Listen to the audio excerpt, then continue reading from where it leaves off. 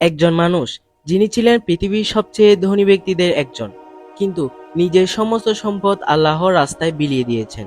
একজন সাহাবী যিনি জান্নাতের সুসংবাদ পেয়েছিলেন, তবুও জীবনের শেষ মুহূর্ত পর্যন্ত কুরআন শরীফ হাতে নিয়ে শহীদ হয়েছেন। তিনি ছিলেন ইসলামের তৃতীয় খলিফা, রাসূল সাল্লাল্লাহু আলাইহি ওয়াসাল্লামের জামাতা এবং সেই মহান ব্যক্তি যিনি পুরো মুসলিম উম্মার জন্য কুরআন সংকলন করেছেন। আজ আমরা জানব হযরত উসমান ইবনে আফফান রাদিয়াল্লাহু তাআলা আনহু এর জীবনের সেই বিস্ময়কর কাহিনী যা আপনাকে নাড়া দেবে। আসসালামু আলাইকুম ওয়া রাহমাতুল্লাহি ওয়া বারাকাতুহু। আশা করি সবাই আল্লাহর রহমতে ভালো আছেন। আপনাদের সবাইকে স্বাগতম জানাই আমাদের আশরায়ে মুবাশশারা বিশেষ সিরিজে। প্রিয় দর্শক, আজকের পর্বে আমরা জান্নাতে সুসংবাদপ্রাপ্ত 10 জন সাহাবীর অর্থাৎ আশরায়ে মুবাশশারার অন্যতম মহান সাহাবী, ইসলামের ইতিহাসের এক গুরুত্বপূর্ণ চরিত্র হযরত উসমান ইবনে আফফান রাদিয়াল্লাহু তাআলা এর জীবন নিয়ে আলোচনা করব। তিনি ছিলেন ইসলামের তৃতীয় খলিফা, বিশুদ্ধ চরিত্রের অধিকারী, মহান দানশীল এবং নবীজি সাল্লাল্লাহু আলাইহি ওয়াসাল্লামের 2 কন্যার স্বামী। তার জীবন কেবল একজন সাহাবী ও খলিফার জীবন নয়, বরং এটি দানের, ত্যাগের, ধৈর্যের এবং আল্লাহর পথে অবিচল থাকার এক অনন্য দৃষ্টান্ত। আজকের পর্বে আমরা হযরত উসমান রাদিয়াল্লাহু তাআলা আনহু এর জীবনগাথা বিশদভাবে জানব। যারা আমাদের পূর্ববর্তী পর্বগুলো দেখেননি, আপনাদের প্রতি পূর্ববর্তী পর্বগুলো দেখার আমন্ত্রণ রইল। আপনারা যারা এখনো আমাদের চ্যানেলটি সাবস্ক্রাইব করেননি, তারা এখনই সাবস্ক্রাইব করুন এবং নোটিফিকেশন অন করুন, যেন কোনো একটি পর্ব মিস না হয়, এবং আমাদের ফেসবুক পেজটি ফলো করে রাখুন। এই ভিডিওতে আমরা আলোচনা করব হযরত উসমান ইবনে আফফান রাদিয়াল্লাহু তাআলা আনহু এর শৈশব ও পারিবারিক পরিচিতি, ইসলামের প্রতি তার ভালোবাসা ও ত্যাগ, নবীজি সাল্লাল্লাহু আলাইহি ওয়াসাল্লামের সঙ্গে তার সম্পর্ক, তার খিলাফত, কৃতিত্ব ও অবদান, তার শাহাদত এবং ইসলামের ইতিহাসে তার গুরুত্ব। আসুন ভিডিওটি শুরু করা যাক। ওনার পরিচিতিকে আমরা 9টি পয়েন্টে বিভক্ত করব। 1 নাম্বার পয়েন্ট, শৈশব ও পারিবারিক পরিচিতি। হযরত উসমান ইবনে আফফান রাদিয়াল্লাহু তাআলা আনহু 576 খ্রিস্টাব্দে মক্কায় জন্মগ্রহণ করেন। তিনি ছিলেন কুরাইশ বংশের উমাইয়া গোত্রের একজন সম্ভ্রান্ত ব্যক্তি এবং ধনী পরিবারের সন্তান। তার পিতার নাম আফফান ইবনে আবুল আস, তার মাতার নাম আরওয়া বিনতে কুরাইশ। বংশীয় সম্পর্ক, তার মাতা রাসূল সাল্লাল্লাহু আলাইহি ওয়াসাল্লামের দাদা আব্দুল মুত্তালিবের নাতনি ছিলেন, অর্থাৎ তিনি রাসূল সাল্লাল্লাহু আলাইহি ওয়াসাল্লামের দূর সম্পর্কের আত্মীয়।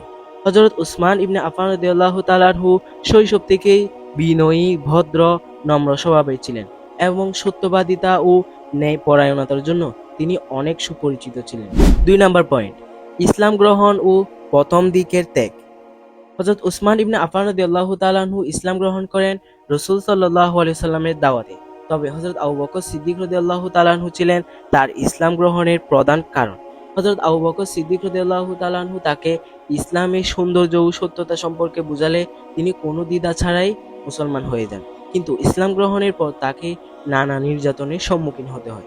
তার চাচা হাকাম ইবনে আবুল আস তাকে বন্দী করেন এবং ইসলাম ত্যাগের জন্য চাপ দেন, কিন্তু তিনি তা প্রত্যাখ্যান করেন।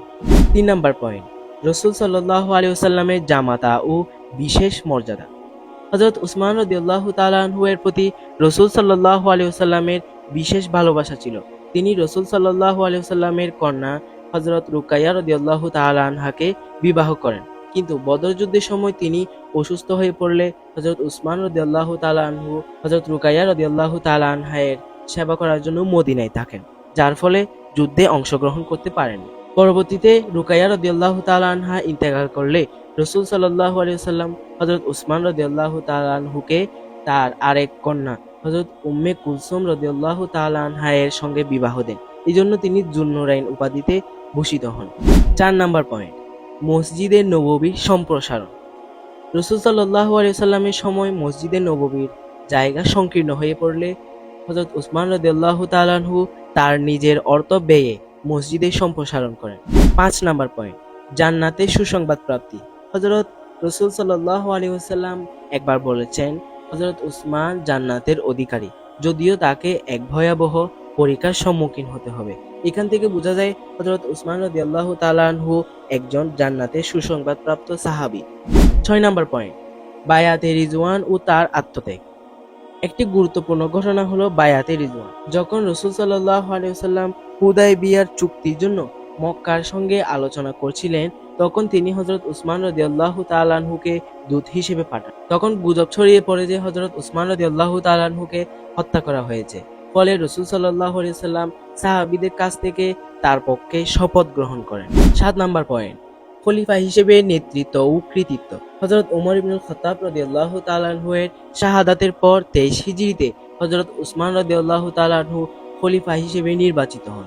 তার শাসনকাল 12 বছর স্থায়ী ছিল, যা ইসলামের বিস্তৃতির জন্য এক গুরুত্বপূর্ণ সময়। তিনি ইসলামের সীমা সুদূর পূর্বে ইরান, পশ্চিমে উত্তর আফ্রিকা পর্যন্ত বিস্তৃত করেন। 8 নাম্বার পয়েন্ট, প্রধান কৃতিত্বসমূহ। কুরআন সংকলন ও প্রচার। হযরত উসমান রাদিয়াল্লাহু তাআলা আনহুর সবচেয়ে বড় কৃতিত্ব হলো কুরআন সংকলন। তিনি দেখলেন বিভিন্ন অঞ্চলে কুরআন পড়ার ভিন্নতা দেখা দিচ্ছে। এজন্য তিনি হযরত যায়েদ ইবনে সাবিত রাদিয়াল্লাহু তাআলা আনহুর নেতৃত্বে একটি দলকে দিয়ে কুরআন সংকলন করান। ইসলামী সাম্রাজ্যের সম্প্রসারণ। হযরত উসমান রাদিয়াল্লাহু তাআলা আনহুর খিলাফতের সময় ইসলামের বিস্তার উত্তর আফ্রিকা, পারস্য, আনাতোলিয়া এবং মধ্য এশিয়ার পর্যন্ত ছড়িয়ে পড়ে। বাইজেন্টাইন ও পারস্য সাম্রাজ্যের অবশিষ্ট অংশ দখল করা হয়। প্রশাসনিক উন্নয়ন। ইসলামী সাম্রাজ্যের বিভিন্ন প্রদেশে গভর্নর নিয়োগ করেন। অর্থনৈতিক ব্যবস্থাপনায় সংস্কার আনেন। রাস্তাঘাট, মসজিদ ও পানি সরবরাহ ব্যবস্থা উন্নত করেন। দানশীলতা ও জনকল্যাণমূলক কাজ। হযরত উসমান রাদিয়াল্লাহু তাআলা আনহু ছিলেন অন্যতম ধনী সাহাবী। তিনি তার সম্পদ ইসলামের জন্য ব্যয় করতে দ্বিধা করতেন না। রোমা কূপ ক্রয়। তিনি এক ইহুদির কাছ থেকে একটি কূপ ক্রয় করে সকল মুসলমানদের জন্য উন্মুক্ত করে দেন। তাবুক যুদ্ধের জন্য বিশাল অনুদান। তিনি একাই 10,000 স্বর্ণমুদ্রা, 350টি উট এবং 50টি ঘোড়া দান করেন তাবুক যুদ্ধের জন্য। 8 নাম্বার পয়েন্ট, শাহাদাত ও অন্তিম সময়। 35 হিজরিতে হযরত উসমান রাদিয়াল্লাহু তাআলা আনহুর বিরুদ্ধে বিদ্রোহ শুরু হয়। বিদ্রোহীরা তার বাড়ি অবরোধ করে রাখে।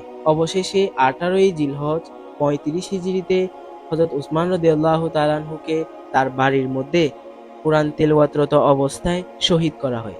ইন্না লিল্লাহি ওয়া ইন্না ইলাইহি রাজিউন। 9 নাম্বার পয়েন্ট, শিক্ষা ও অনুপ্রেরণা। হযরত উসমান রাদিয়াল্লাহু তাআলা আনহু আমাদেরকে শিক্ষা দেন, আল্লাহর পথে দান করা কখনো বৃথা যায় না। ধৈর্য ও বিনয় একজন নেতার প্রধান গুণ হওয়া উচিত। কুরআন সংরক্ষণ আমাদের জন্য কত গুরুত্বপূর্ণ তা দেখিয়েছেন। হযরত উসমান ইবনে আফফান রাদিয়াল্লাহু তাআলা আনহু ছিলেন ইসলামের এক মহান শাসক। তিনি কুরআন সংকলন, ইসলামী সাম্রাজ্যের প্রসার, দানশীলতা ও ধৈর্যের জন্য ইসলামের ইতিহাসে চিরস্মরণীয় হয়ে আছেন। আল্লাহ তাআলা আমাদের সবাইকে ওনার জীবন থেকে শিক্ষা নেওয়ার তৌফিক দান করুক, আমিন। সুপ্রিয় দর্শক মণ্ডলী, আমাদের পরবর্তী পর্ব হচ্ছে হযরত আলী ইবনে আবু তালিব রাদিয়াল্লাহু তাআলা আনহুর পরিচিতি। আশরায়ে মুবাশশারা সিরিজের প্রত্যেকটি পর্ব দেখার জন্য আমাদের চ্যানেলটি এখনই সাবস্ক্রাইব করুন এবং পাশে থাকা বেল আইকনটি বাজিয়ে দিন, যাতে কোনো একটি পর্ব মিস না হয়। এবং আপনার বন্ধুদেরকে বা আপনার প্রিয়জনদেরকে আমাদের এই সিরিজটি সম্পর্কে বলুন, যাতে তারাও এই সাহাবীদের জীবন আদর্শ দেখে অনুপ্রাণিত হতে পারে এবং জীবনের প্রতিটি ক্ষেত্রে যেন ওনাদেরকে অনুসরণ করে ওনাদের কাজগুলো বাস্তবায়ন করতে পারে। ভিডিওটি শেষ পর্যন্ত দেখার জন্য অসংখ্য ধন্যবাদ। ভিডিওটি আপনাদের কেমন লেগেছে কমেন্ট বক্সে অবশ্যই জানাবেন। দেখা হবে আমাদের পরবর্তী পর্বতে, অর্থাৎ 4র্থ পর্বে। সেই পর্যন্ত সবাই ভালো থাকুন, সুস্থ থাকুন। দেখা হবে পরবর্তী ভিডিওতে ইনশাআল্লাহ। আসসালামু আলাইকুম ওয়া রাহমাতুল্লাহি ওয়া বারাকাতুহু।